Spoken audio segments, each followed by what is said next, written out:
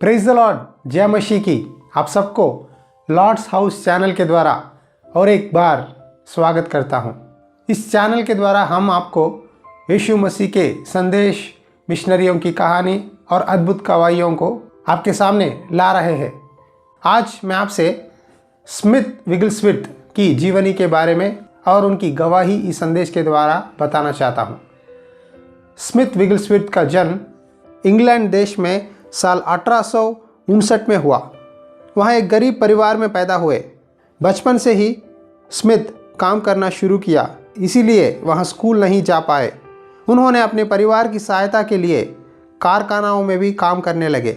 एक बार स्मिथ अपनी दादी के साथ एक सुसमाचार सभा को गए और वहाँ सुसमाचारक संदेश सुना रहा था। उस संदेश को सुनकर स्मिथ परमेश्वर की प्यार को और प्रभु यीशु मसीह की क्रूसीकरण को जानकर यीशु मसीह को अपना सच्चा उद्धारकर्ता की तरह स्वीकार करने लगा। तब से लेकर स्मिथ के दिल में एक आशा उत्पन्न हुई कि जो भी नाश के ओर लोग बढ़ रहे हैं, उन सबको प्रभु यीशु मसीह के उद्धार के मार्ग में लाकर उन्हें सच्चाई के रास्ते में ले चले। स्मिथ विगलस्वर्थ शादी के बाद अपनी पत्नी पॉली के द्वारा पढ़ना सीखा और वही नहीं, बाइबल भी पढ़ना सीख लिया। स्मिथ अक्सर कहते थे कि मैं बाइबल पढ़ने में बहुत पसंद करता हूँ, और इसीलिए स्मिथ अपने घर में कोई भी सुसमाचार पत्र को रखने नहीं देते थे। सिर्फ वहाँ बाइबल से प्यार करते थे, उसे ही ज़्यादा पढ़ते थे। स्मिथ विगलस्वर्थ जब संदेश सुनाने के समय वहाँ हकलाते थे, क्योंकि उनको बोलने की प्रतिभा नहीं थी। लोग उनके संदेशों को सुनकर कुड़कुड़ाने लगे। लेकिन स्मिथ ने इस बात पर निराश नहीं हुआ, लेकिन अपनी पत्नी पॉली के साथ बच्चों के बीच में सेवा शुरू किया। वहाँ बच्चों को परमेश्वर की कहानियों को सुनाकर उनको उद्धार के मार्ग में ले आता था। एक रात स्मिथ ने प्रार्थना किया, प्रभु, मूसा जो मुंह और जीभ से बद्ध था, लेकिन तूने उसे इस्तेमाल किया और प्रेरितों को भी तूने इस्तेमाल किया। उनको इस संसार के कोने कोने में जाकर सुसमाचार प्रचार करने में सहायता किया। हे प्रभु, मुझे भी इस्तेमाल कर, मुझे भी सुसमाचार प्रचार करने की ताकत दे, कहकर स्मिथ प्रार्थना करने लगा। थोड़े ही दिनों में उसकी प्रार्थना को प्रभु ने सुना और अद्भुत रीति से स्मिथ विगलस्वर्थ सुसमाचार प्रचार करने की शक्ति पा लिया और उसकी सेवकाई को प्रभु ने आशीष दिया। और तब से लेकर पापों का उद्धार और शैतान की शक्तियों से छुटकारा मिलना उनके सेवकाई में देखने लगा।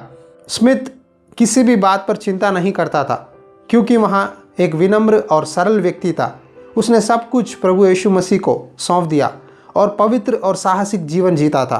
स्मिथ कहता था, अगर मैं हर 15 मिनट के लिए बाइबल नहीं पढ़ता तो मैं जी नहीं सकता हूँ। एक व्यक्ति ने स्मिथ से आकर इस तरह एक सवाल पूछा, आप रोजाना कितने घंटे प्रार्थना करते हो? इसका उत्तर स्मिथ ने इस तरह दिया, मैं लगातार प्रार्थना करता हूँ। हर 30 मिनट के बाद मैं घुटने टेक कर प्रार्थना करता हूँ। प्रार्थना किए बिना मैं जी नहीं सकता, क्योंकि प्रार्थना ही मेरा जीवन है और प्रार्थना ही मेरा सांस है, कहकर स्मिथ कहने लगा। उसने सभी प्रार्थना विनतियों को पढ़कर जो पाप में बंधनों में फंसे हुए थे, उन समस्याओं को समझकर टूटे और पीसे हुए मन के साथ, आंसुओं के साथ प्रभु के उपस्थिति में प्रार्थना करता था। एक बार स्मिथ ट्रेन में यात्रा कर रहा था। अचानक से एक स्त्री और बच्चा उस ट्रेन में गुजर रहे थे। वो दो व्यक्ति बहुत बीमारी में थे। स्मिथ ने उनको देखकर कहा, मेरे पास तुम्हारी बीमारी का दवा है। तब उस स्त्री ने कहा, सर कृपया उस दवा को हमें दे दीजिए ताकि हम ठीक हो जाए। स्मिथ ने अपने थैले में से बाइबल को निकालकर उसमें से निर्गमन की पुस्तक अध्याय 15 वचन 26 को पढ़कर प्रार्थना करने लगा। क्या आपने कभी निर्गमन पुस्तक अध्याय 15 वचन 26 को पढ़ा है? आइए हम देखेंगे कि उसमें क्या लिखा है। निर्गमन की पुस्तक अध्याय 15 वचन 26, यदि तू अपने परमेश्वर यहोवा का वचन तन मन से सुने और जो उसकी दृष्टि में ठीक है वही करे और उसकी आज्ञाओं पर कान लगाए और उसकी सब विधियों को माने, तो जितने रोग मैंने मिस्त्रियों पर भेजा है उनमें से एक भी तुझ पर न भेजूंगा, क्योंकि मैं तुम्हारा चंगा करने वाला यहोवा हूँ। जब स्मिथ इस वचन को पढ़कर प्रार्थना करने लगा, तुरंत उस स्त्री और वो बच्चा चंगे हो गए और प्रभु की महिमा करने लगे।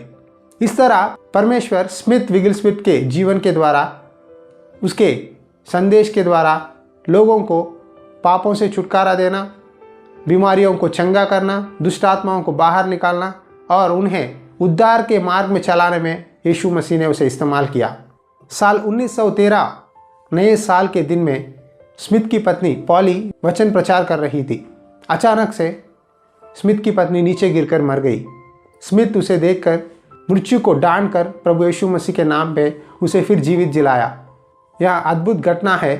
पॉली जी उठने के बाद कहने लगी, तुमने मुझे क्यों वापस बुलाया? मैं इस संसार में मेरा काम पूरा कर चुकी हूँ और मैं प्रभु यीशु मसीह के उपस्थिति में जा रही हूँ। तुमने वापस मुझे क्यों बुलाया? कहकर स्मिथ की पत्नी कहने लगी। लेकिन स्मिथ परमेश्वर से प्रार्थना और विनती और अनुरोध कर रहा था कि प्रभु मेरी पत्नी को जिला दे।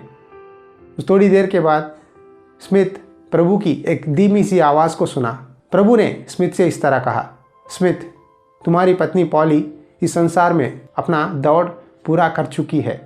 अब वह मेरे साथ सदा मेरी उपस्थिति में रहेगी। तुम उसकी चिंता मत करो, मैं उसकी देखभाल करूँगा। इस बात को स्मिथ सुनने के बाद उसने प्रभु यीशु मसीह की हाथ में अपनी पत्नी को सौंप दिया और वहाँ स्वर्गवास हो गई। स्मिथ विगलस्मिथ अपने 72 वर्ष के दौरान प्रभु ने कहा, तुम्हारा जीवन पूरा हो चुका है। लेकिन स्मिथ ने प्रभु से प्रार्थना किया, प्रभु और भी कई लोग नाश हो रहे हैं, मुझे और भी आपके लिए बहुत काम करना है। जिस तरह हिजकिय्याह प्रार्थना करता था, उसी तरह स्मिथ ने भी प्रभु यीशु मसीह से प्रार्थना किया और अनुरोध किया, प्रभु मुझे भी 15 साल की आयु दे ताकि मैं भी तेरी सेवा कर सकूं और तेरी काम पूरी कर सकूं।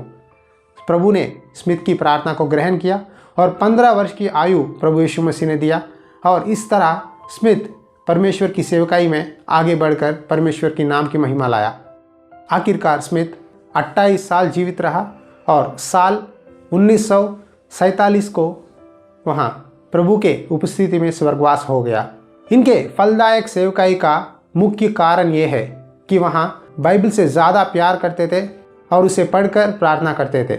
स्मिथ विगलस्मिथ ने कहा, मैं अपनी ताकत पर विश्वास नहीं रखता हूँ, लेकिन परमेश्वर पर मेरा अटूटा विश्वास ने मुझे इस सेवकाई करने में मदद किया। मसीह में प्यारे भाइयों और बहनों, इस नम्र सेवक के द्वारा हमें बहुत कुछ सीखने को मिला है। खास करके मुझे बहुत कुछ सीखने को मिला है। हर 15 मिनट के लिए बाइबल पढ़े बिना मैं जी नहीं सकता और हर 30 मिनट में मैं घुटने टेक कर प्रार्थना करता हूँ, क्योंकि प्रार्थना मेरा जीवन है, प्रार्थना मेरा सांस है। प्रार्थना के बिना, बाइबल पढ़े बिना मैं जी नहीं सकता। इस महान सेवक के जीवन के द्वारा हम किस तरह प्रभु यीशु मसीह से संगति रखना चाहिए, किस रीति से हम भी बाइबल पढ़ने के द्वारा, प्रार्थना करने के द्वारा और परमेश्वर की नाम की महिमा के लिए हमारा जीवन किस तरह इस्तेमाल कर सकते हैं, हम जान सकते हैं।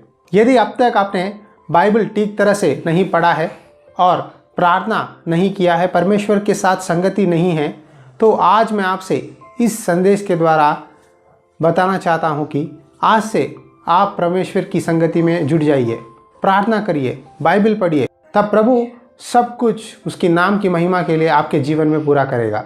बाइबल में प्रभु यीशु ने एक बात कहा कि मांगो तो दिया जाएगा, जो भी मांगेगा वो पाएगा, यदि खटखटाएगा तो उसके लिए द्वार खोला जाएगा।